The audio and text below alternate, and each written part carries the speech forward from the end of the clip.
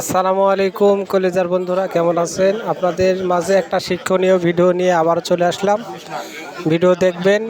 একটা টিনের দরজা যদি আপনারা করতে চান তাহলে কোনো মিস্ত্রির প্রয়োজন নেই। অবশ্যই ভিডিও শেষ পর্যন্ত দেখবেন। আমি কিভাবে কাজগুলো করতেছি এইভাবে কাজগুলো আপনারাও করবেন, তাহলে একটি টিনের দরজা তৈরি করতে মিস্ত্রির প্রয়োজন নেই। একটা খুঁটিনাটি কাজের জন্য মিস্ত্রি ডাকতে যাবেন কেন?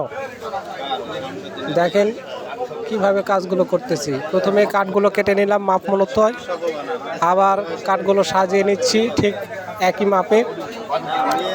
তো দরজার মিডিলে আমি 2টা বাটাম দিয়েছি, আপনারা বাটাম না দিলেও চলবে। দরজা শক্ত করার ক্ষেত্রে আপনারা একটা বাটাম দিতে পারেন।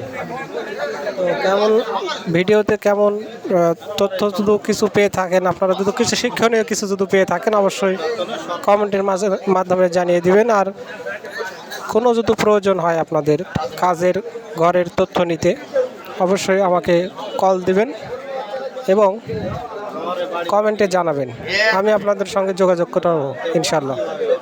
সঙ্গে থেকে শেষ পর্যন্ত ভিডিও দেখবেন।